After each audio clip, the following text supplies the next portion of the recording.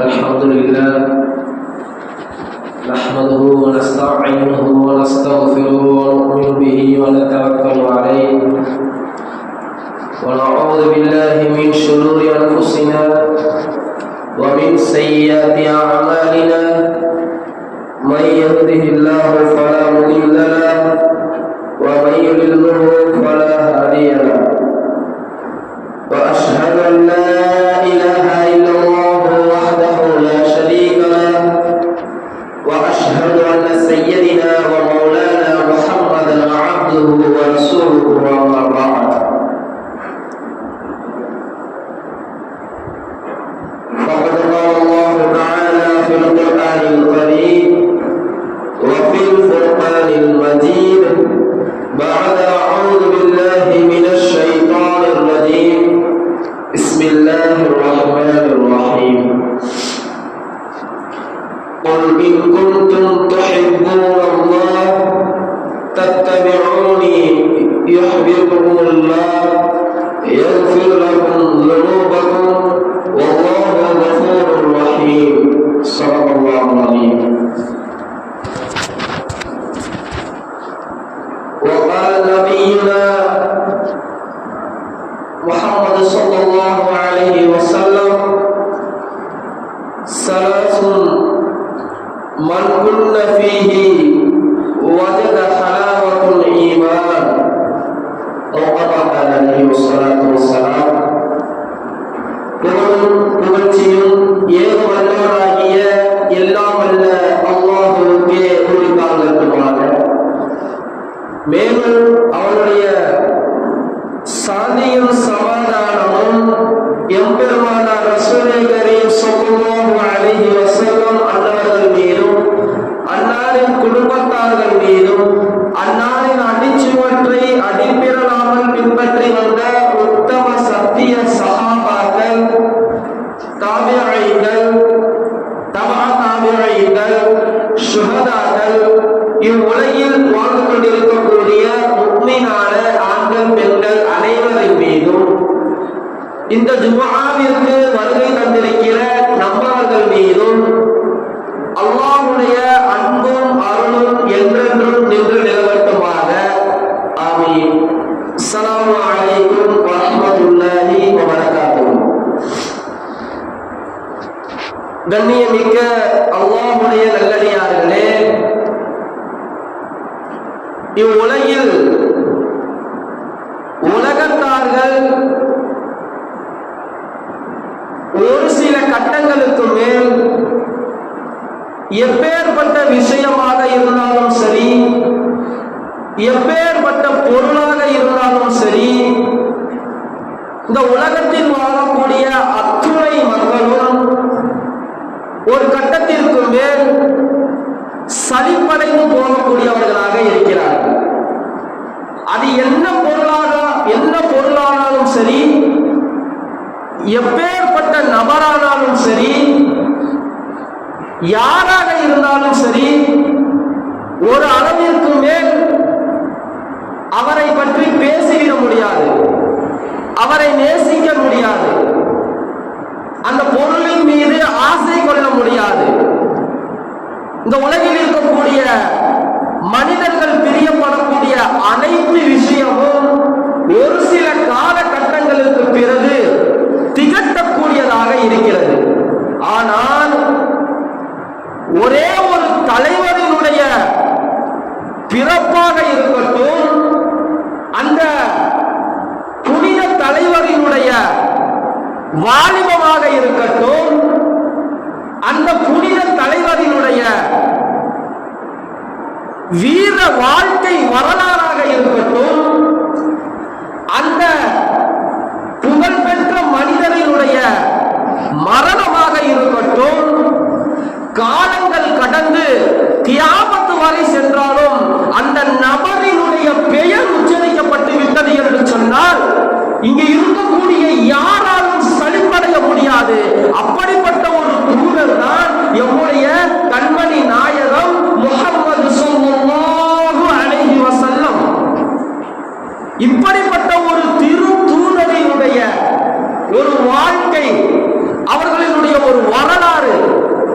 எப்படிப்பட்ட ஒரு வரலாறு, எப்படிப்பட்ட ஒரு மனிதர், அவர்களுடைய அந்தரங்கம் எப்படி இருந்தது, அவர்களுடைய வெளிரங்கம் எப்படி இருந்தது.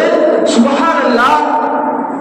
எம்முடைய கண்மணி நாயகத்தினுடைய பெயர் உச்சரிக்கப்பட்டது என்று சொன்னால், எம்முடைய கண்மணி நாயகத்தினுடைய வாழ்க்கையில் ஒரே ஒரு குறையை கூட இந்த உலகத்தார்கள் அத்துணை நபர்களும் ஒன்று சேர்ந்தாலும் சுட்டி காட்டிவிட முடியாது. அப்படிப்பட்ட ஒரு தூதர் தான் எம்முடைய தூதர். அந்த தூதரின் மீது, அந்த தூதரினுடைய வாழ்க்கை திகட்டாத ஒரு வாழ்க்கை. அந்த தூதரினுடைய பெயர் காலங்கள் எவ்வளவு முறை கூறினாலும் அந்த தூதரினுடைய பெயர் எந்த ஒரு உலகத்தார்களுக்கும் திகட்டாது. அவர்களுடைய வாழ்க்கை திகட்டாது, அவர்களுடைய வாலிபம் திகட்டாது. அப்படிப்பட்ட ஒரு மனிதராக வாழ்ந்து மரணித்தவர்கள் தான் எல்லா நபிமார்களையும் விட சிறந்தவர்கள், எல்லா உம்மத்தினரையும் விட சிறந்தவர்கள், எல்லா மனிதர்களையும் விட சிறந்தவர்கள். நாளை நம்மை சொர்க்கத்திற்கு அழைத்து செல்லக்கூடிய எம்முடைய தூதர். கண்ணியத்திற்குரித்தானவர்களே, சுப்ஹானல்லாஹ். சொல்லும் பொழுதே என்னுடைய நாடி நரம்புகள் எல்லாம், என்னுடைய உடல்கள் எல்லாம் மெய் சிலிர்த்து விழுகின்றன. ஆனால் அல்லாஹ் தஆலா இந்த செய்தியை கியாமத் நாள் வரை வைத்து பாதுகாப்பார். இப்படிப்பட்ட ஒரு தூதர், எப்படிப்பட்ட ஒரு வாழ்க்கை, எப்படிப்பட்ட ஒரு வரலாறு. யாராவது குறை சொல்லிவிட முடியுமா என்னுடைய தூதரை பற்றி? கண்ணியத்தில் குறித்தானவர்களே, நன்கு விளங்க வேண்டும். சஹாபாக்கள் பிரியப்பட்டார்கள், தாபீங்கள் பிரியப்பட்டார்கள். எம்முடைய நபியினுடைய திருமுகத்தை காண முடியாதா?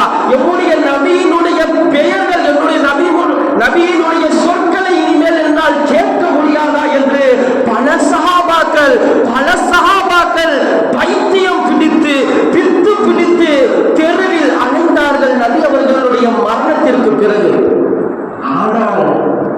ஆனால் இன்று எம்முடைய உலகம் நபி மீது வைத்திருக்கக்கூடிய பிரியம், இந்த உம்மத்தே முஹம்மதியாவில் நபி அவர்கள் கொண்டு வந்த மார்க்க சட்டத்தின் மீது வைத்திருக்கக்கூடிய பிரியம் எவ்வளவு இருக்கிறது?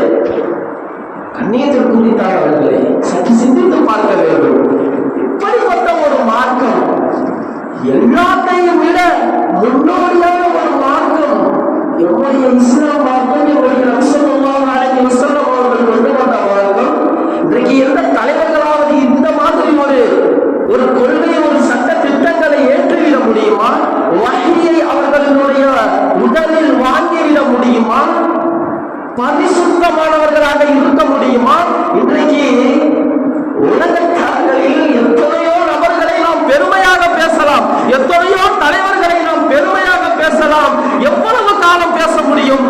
ஆனால் இந்த தலைவரை நாம் வாழ்நாள் முழுவதும், நம்முடைய மரணம் வரை, நம்முடைய கியாமத் நாள் வரை பேசினாலும் திகட்டாத ஒரு மனிதர், திகட்டாத ஒரு மாமனிதர், சலிப்பு கட்டிவிடாத ஒரு மாமனிதர் நம்முடைய முஹம்மது ஸல்லல்லாஹு அலைஹி வஸல்லம் நபி அவர்களுடைய பெயர் ஒரு மஜ்லிஸில் உச்சரிக்கப்பட்டு விட்டது என்று சொன்னால் அங்கு இருக்கக்கூடிய அத்துணை நபர்களும் ஸல்லல்லாஹு அலைஹி வஸல்லம்.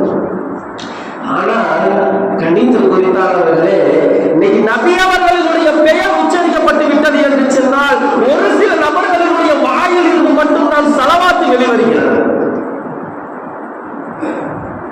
நபியை பின்பற்றினால் மட்டும்தான், எம்முடைய தூதரை நேசித்தால் மட்டும்தான் நாளை நாம் சுவனம் செல்ல முடியும். கண்ணியத்திற்குரித்தானவர்களே, இன்றைக்கு உலக தலைவர்கள் என்று நிறைய நபர்கள் இருக்கலாம், அவர்களுடைய வெளிரங்கள் அழகாக காட்டப்படலாம். ஆனால் உள்ளங்கத்தில் ஏதாவது ஒரு பிரச்சனை இருக்கும், ஏதாவது ஒரு பிரச்சனை இருக்கும்.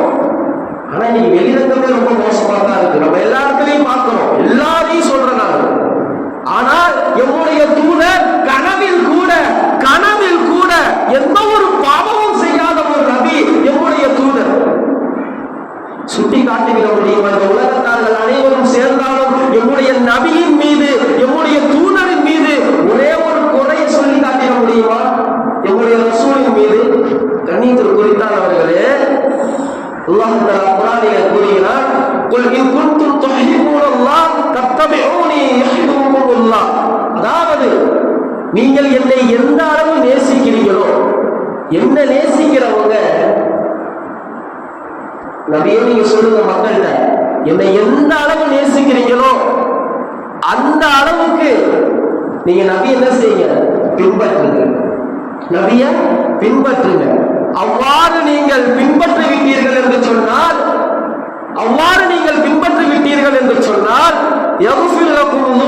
உங்களுடைய பாவங்களை நான் மன்னிக்கிறேன். யாரை பின்பற்றுறாங்க? நபியை பின்பற்றுறாங்க. நபியை நீங்க பின்பற்றிட்டீங்கன்னா உங்களுடைய பாவங்கள் மன்னிக்கப்படும். அல்லாஹ் கஃபூருர் ரஹீம். நபியை நீங்க சொல்லுங்க, நிச்சயமாக அல்லாஹ் தஆலா மக்களினுடைய பாவங்களை மன்னிக்கக்கூடியவனாக இருக்கிறான், அவர்கள் மீது கருணை கொண்டவர்களாக இருக்கிறார். கண்ணியத்தில் கொடுத்தானவர்களே, நம்முடைய நபியினுடைய வாழ்க்கை, நம்முடைய நபியினுடைய அவர்களுடைய பேச்சு, நம்முடைய சஹாபாக்கள் எவ்வாறு பிரியம் கொண்டார்கள். நம்மளாம் பாவம் மன்னிப்பு வேணும்னு சொன்னா என்னங்க செய்வோம்? நமக்கு அல்லாஹ் எப்படி ஒரு வசப்படுத்தி கொடுத்திருக்கான் பாருங்க.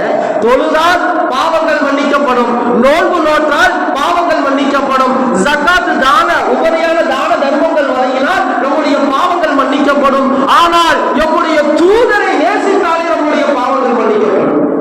இப்படிப்பட்ட ஒரு விஷயம். தொழுகணும், நோன்பு நோக்கணும், உபரியான தான தர்மங்கள் செய்யணும். இதை எல்லாத்தையும் விட நம்முடைய தூதரை, நம்முடைய முஹம்மது ஸல்லல்லாஹு அலைஹி வஸல்லம் அன்னவர்களுடைய பெயரை, அன்னவர்களுடைய வாழ்க்கையை, அன்னவர்கள் கொண்டு வந்த மாற்றத்தை பின்பற்றி நம்முடைய பெருமானாரை நாம் நேசித்தாலே கண்ணியத்தில் குறித்தானவர்களே, அல்லாஹ் தஆலா நம்முடைய பாவங்களை மன்னிக்கிறார். எப்பேற்பட்ட ஒரு பாக்கியங்க. இன்னைக்கு எவ்வளவு நம்ம பாவம் செஞ்சிருப்போம், எவ்வளவோ பாவங்களை கண்ணால பார்த்துக்கிட்டு இருக்கிறோம். ஆனா நம்முடைய தூதரை நேசிச்சாலே போதுமா? இன்னைக்கு நம்ம தூதரை எல்லாரும் நேசிக்கணும். ஒரு நாளைக்கு என்னுடைய தூதரினுடைய பெயரை என்னுடைய தூதர் என்று சொல்லியிருக்கிறாங்க. முஹம்மது ஸல்லல்லாஹு அலைஹி வஸல்லம் அவங்க கரண்டைக்கு மேல துணிய ஆடைய உயர்த்தி சொல்லியிருக்கிறாங்க. இன்னைக்கு யாராவது இந்த ஹதீஸை யாராச்சும் சொல்றோமா? என்னுடைய தூதர் ஸல்லல்லாஹு அலைஹி வஸல்லம் அவங்க தாடியை வளர்க்க சொல்லியிருக்கிறாங்க. நம்முடைய தூதர் ஸல்லல்லாஹு அலைஹி வஸல்லம் அவங்க மிஸ்வாக் செய்ய சொல்லியிருக்கிறாங்க. நம்முடைய தூதர் ஸல்லல்லாஹு அலைஹி வஸல்லம் அவங்க தொப்பி அணிய சொல்லியிருக்கிறாங்க. நம்முடைய தூதர் ஸல்லல்லாஹு அலைஹி வஸல்லம் அவர்கள் மீசையை கத்தரிக்க சொல்லியிருக்கிறாங்க. இன்னைக்கு எத்தனை துறை, ஒரு நாளைக்கு எத்தனை தடவை நாம் நம்முடைய நபியினுடைய பெயரை உச்சரிக்கிறோம். கண்ணியத்தில் குறித்தானவர்களே, காலங்கள் எங்கு சென்று கொண்டிருக்கிறது? கியாமத்தை நோக்கி நாம் புறப்பட தயாராகி கொண்டிருக்கிறோம். கியாமத்தை நோக்கி நாம் பயணித்துக் கொண்டிருக்கிறோம். இன்று வரை நபியினுடைய பிறப்பு தெரியாமல், நபியினுடைய வாலிபம் தெரியாமல், நபியினுடைய வீர சரிதைகள் தெரியாமல், நபியினுடைய மரணம் தெரியாமல், நபி கொண்டு வந்த செய்திகள் தெரியாமல், நபி மார்க்கத்தில் ஏற்றிய அத்துணை சட்டத்திட்டங்கள் தெரியாமல் இன்றைக்கு மரணிக்கக்கூடிய எத்தனை மனிதர்கள் இருந்து கொண்டிருக்கிறார்கள். இன்று வரை கண்ணியத்தில் குறித்தானவர்களே, நேசம் கொள்வது பார்த்தீங்களா? பாசம் வைக்கிறோம் பார்த்தீங்களா? பாசம், அந்த பாசம் 2 வகையா இருக்கணும். உலமாக்கள் சொல்றாங்க. ஒண்ணு, தான் விரும்பி ஒரு நபரை நேசிப்பது, தான் விரும்பி ஒரு நபரை நேசிப்பது. இரண்டாவது, இயற்கையாகவே ஒரு நபரை நேசிப்பது. இயற்கையாகவே ஒரு நபரை நேசிக்கிறது இருக்கு பார்த்தீங்களா? அதுதான் பரிபூரண பரிசுத்தமான அன்பா இருக்குமா? உலமாக்கள் சொல்றாங்க, பரிபூரணமான பரிசுத்தமான அன்பா இருக்குமா? நம்ம ஒருத்தவங்களுடைய செய்தியை கேட்டு அவங்களுடைய விஷயத்தை பார்த்து அவர்கள் மீது பிரியம் கொள்வது வேறு, இயற்கையாகவே அப்படின்னுடைய பெயரை உச்சரிச்சாலே எனக்குலாம் சிரித்துரும் அப்படின்னு யாரும் சொல்றாங்க. இயற்கையான ஒரு அன்பு. கண்ணியத்தில் குறித்தானவர்களே, எவ்வளவு விஷயங்கள் இருக்கு. ஸல்லல்லாஹு அலைஹி வஸல்லம் அவங்க ஹதீஸில சொல்றாங்க ஒரு விஷயம், ஹதீஸ்ல வரக்கூடிய ஒரு விஷயம், நீங்கள் என்னை நேசிக்காத வரை நீங்க என்ன செய்ய முடியாது, உண்மை முக்மீனாக ஆக முடியாது. நம்ம எல்லாம் முஸ்லீம் தானே, நம்ம எல்லாம் ஈமான் கொண்டிருக்கோம், நம்ம எல்லாம் முக்மீன் தானே. அப்பயே நபி இப்படி சொல்றாங்க. நபி சொல்றாங்க, தொழுதா முக்மீனா, நோன்பு நோற்றால் முக்மீனாக முடியுமா? தான தர்மங்கள் செய்தால் முக்மீனாக முடியுமா? ஹஜ்ஜி செய்தால் முக்மீனாக முடியுமா? இல்லை. நீங்கள் என்னை உங்களுடைய உயிரிலும் மேலானவராக, உங்களுடைய உயிரிலும் மேலானவராக நீங்கள் என்னை நேசித்தால் மட்டும்தான் நீங்கள் என்ன செய்ய முடியுமா?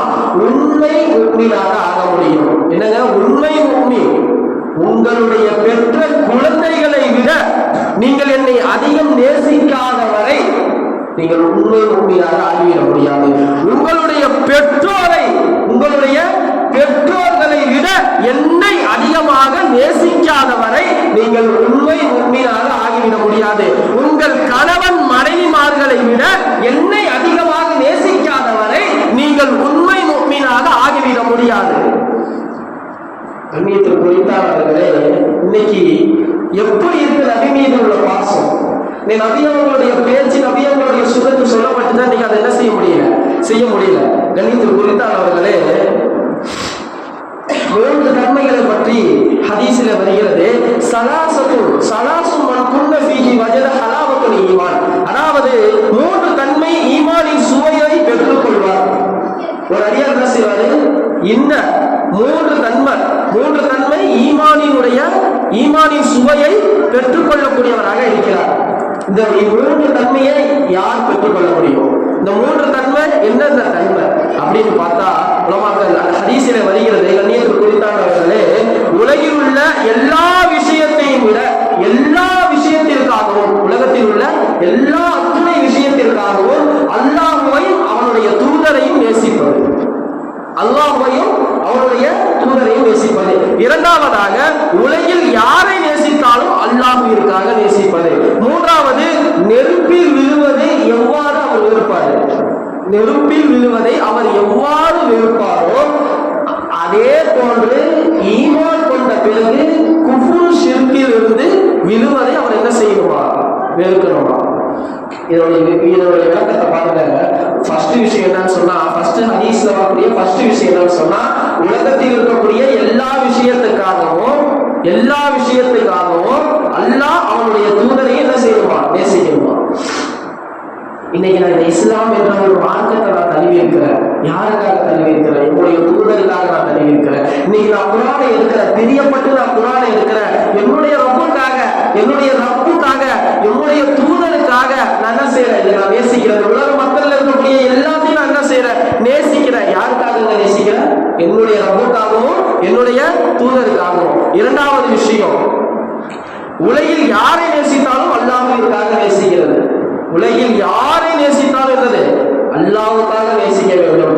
கணவன் மனைவியை நேசித்தாலும் சரி, மனைவி கணவனை நேசித்தாலும் சரி, பெற்றோர்கள் குழந்தைகளை நேசித்தாலும் சரி, குழந்தைகள் பெற்றோர்களை நேசித்தாலும் சரி, நண்பர்களை நேசித்தாலும் சரி, உற்றார் உறவினர்கள் அத்துணை நபர்களும் நேசித்தாலும் சரி, நான் அல்லாஹ்வுக்காக இவர் கூட சேர்றேன், நான் அல்லாஹ்வுக்காக இவர்கிட்ட இருந்து நான் என்ன செய்யறேன்? பிரிகிறேன். இப்படிதான் பிரியம் இருக்கணும். இதுதான் உண்மையான பிரியம்.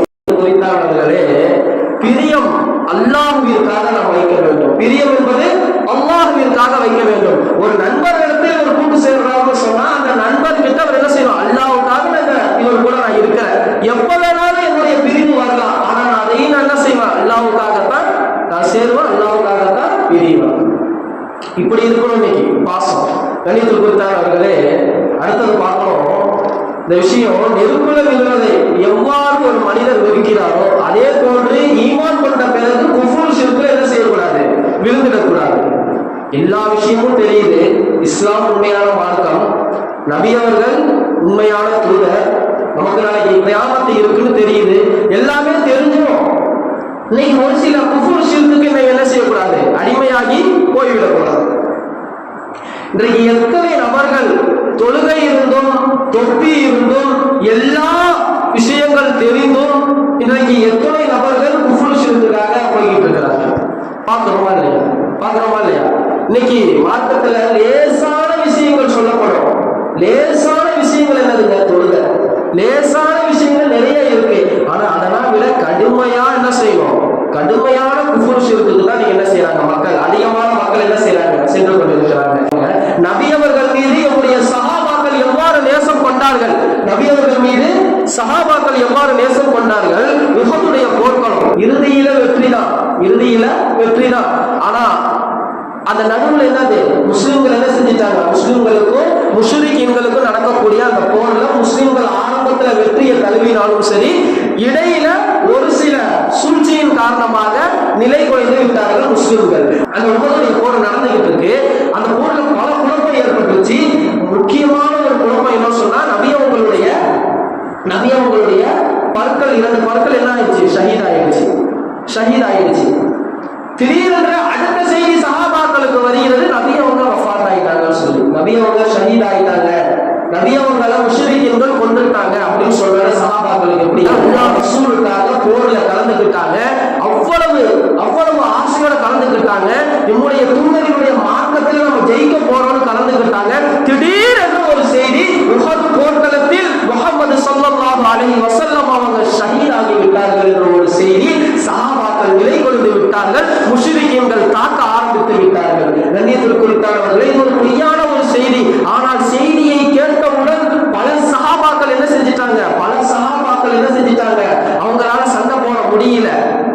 அவங்களும் என்ன செஞ்சிட்டாங்க, ஷஹீத் ஆயிட்டாங்க. எப்படிப்பட்ட ஒரு பிரியம் நபி மீது எந்த அளவு சஹாபாக்கள் பிரியப்படுறாங்க பாருங்க. நபி அவங்க சொல்றாங்க, தபூக்குடைய போர் ஆரம்பம் ஆயிடுச்சு, நீங்க என்னென்ன பொருட்கள் வச்சிருக்கிறீங்களோ அது எல்லாத்தையுமே எடுத்துட்டு வாங்க வீட்டுல இருந்து. யார் சொன்ன வார்த்தை? நபி சொன்ன வார்த்தை.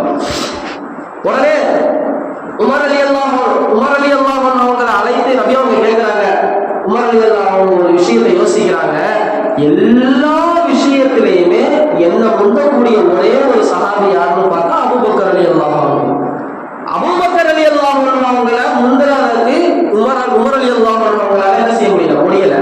உடனே இந்த தடவை எப்படியாவது நான் என்ன செஞ்சிடணும், அபூபக்கர் ரலியல்லாஹு அன்ஹு அவங்க என்ன செஞ்சிடணும், வென்றணும் அப்படின்னு சொல்லி ஒரு ஆசை இருந்துச்சு அவங்களுக்கு. உடனே அவங்க வீட்டுல போய் எல்லாத்தையும் எடுத்துட்டு வந்துட்டாங்க. உமரை பார்த்து நபி ஸல்லல்லாஹு அலைஹி வஸல்லம் அவங்க கேட்கிறாங்க, யா உமர், நீங்க என்ன எடுத்துட்டு வந்தீங்க? யா ரசூலுல்லாஹ், என் வீட்டுல இருக்கக்கூடிய பாதியை நான் என்ன செஞ்சுட்டேன், எல்லாம் என்னுடைய சொத்துல பாதியை நான் என்ன செஞ்சுட்டேன், நான் எடுத்துட்டு வந்துட்டேன் போருக்காக. திடீரென்று அபூபக்கர் ரலியல்லாஹு அன்ஹு அவங்க வராங்க. அபூபக்கரே, நீங்க என்ன கொண்டு வந்திருக்கிறீங்க? யா ரசூலுல்லாஹ், என் வீட்டுல நான் எல்லாத்தையும் எடுத்துட்டு வந்துட்டேன், அல்லாஹ்வையும் ரசூலையும் தவிர நான் என் வீட்டுல இருக்கக்கூடிய எல்லா சொத்தையும் எடுத்துட்டு வந்துட்டேன். எப்படிப்பட்ட வார்த்தை!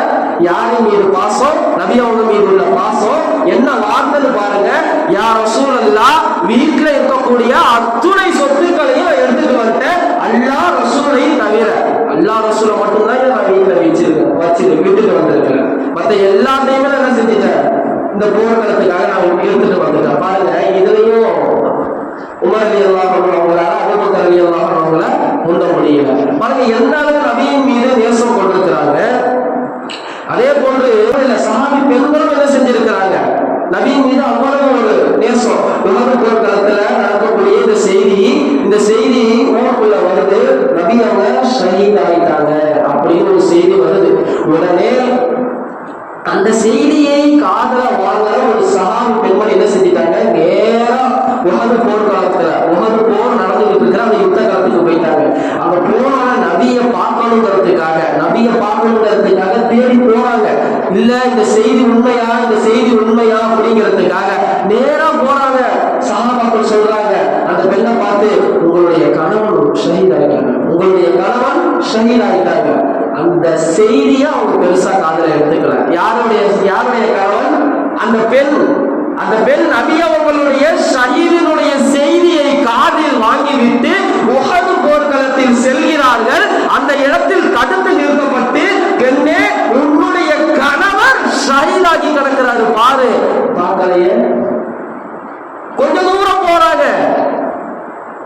பெண்ணே, உன்னுடைய தகப்பனார் ஷஹீதாகி விட்டார். அங்க பாரு, தலை தனியாக, முண்டம் தனியாக, கை கால் தனியாக கிடக்கிறார் பாரு. உன்னுடைய தந்தை, உன்னை பெற்றெடுத்த தந்தை கிடக்கிறாரு பாரு. கவனிக்கல, காதல ஏறல. ஒவ்வொரு ஆள்கிட்டையும் போறாங்க அந்த பெண்மணி, ஒவ்வொரு ஆள்கிட்டையும் போறாங்க. போய் கேட்கிறாங்க, மாஃபுஇல ரசூலுல்லாஹி ஸல்லல்லாஹு அலைஹி வஸல்லம், என்னுடைய தூதருக்கு என்ன ஆச்சுங்க? என்னுடைய தூதர் வஃபாத் ஆயிட்டாரு, ஷஹீத் ஆயிட்டாரு ஒரு செய்தி இருந்துச்சு, உண்மையா? அந்த பெண்மணி பேசக்கூடிய வார்த்தை இந்த ஒரு வார்த்தை மட்டும்தான். ஆனா அங்க இருக்கக்கூடிய சஹாபாக்கள் சொல்றாங்க, உங்களுடைய கணவன் வஃபாத் ஆயிட்டாரு, காதல வாங்கல. உன்னுடைய தந்தை வஃபாத் ஆயிட்டாரு, காதல வாங்கல. கொஞ்சம் தூரம் போறாங்க. பெண்ணே, நீ பெற்றெடுத்த பாத்தியா, 10 மாசம் சுமந்து பெற்றெடுத்த உன்னுடைய மகன் ஷஹீதாகி கிடக்கிறாரு பாரு. அதையும் பார்க்கல, எதையுமே காதல வாங்கல. கொஞ்சம் தூரம் போறாங்க. உன்னுடைய கூட பிறந்த உன்னுடைய சகோதரர் ஷஹீத் ஆயிட்டாரு பாரு. எதையுமே பார்க்கல அந்த பெண்ணு. நேரா மாஃபுஇல ரசூலுல்லாஹி ஸல்லல்லாஹு அலைஹி வஸல்லம், மாஃபுஇல ரசூலுல்லாஹி ஸல்லல்லாஹு அலைஹி வஸல்லம், மாஃபுஇல ரசூலுல்லாஹி ஸல்லல்லாஹு அலைஹி வஸல்லம். நேரா போறாங்க. என்னுடைய நபிக்கு ஏதாவது ஆயிருச்சா, என்னுடைய நபியை நான் பார்க்கணும். நேரா போறாங்க. ரசூலுல்லாஹ் ஸல்லல்லாஹு அலைஹி வஸல்லம் அவங்க பிரகாசமாக தெரியுறாங்க. அந்த பெண்ணுக்கு ஒரு புத்துணர்ச்சி. யாருங்க? கணவன் வஃபாத் ஆயிட்டாரு, பெற்றெடுத்த அக்கா வஃபாத் ஆயிட்டு ஷஹீத் ஆயிட்டாங்க, கூட பிறந்த சகோதரர் ஷஹீத் ஆயிட்டாங்க, பெற்றெடுத்த குழந்தையும் மகனும் என்ன ஆயிட்டாங்க, ஷஹீத் ஆயிட்டாங்க. எந்த செய்தியும் உங்களுக்கு பெருசா தெரியல. என்னுடைய தூதர், என்னுடைய முஹம்மத், என்னுடைய ஸல்லல்லாஹு அலைஹி வஸல்லம் அவங்க உயிரோட இருக்கிறாங்கங்கிற ஒரு செய்தியை காதுல வாங்கணும்னு அவங்க எந்த அளவு ஆனந்தப்பட்டாங்க. அல்ஹம்துலில்லாஹ், அல்ஹம்துலில்லாஹ், குல்லி முஸீபத்தின் பஅத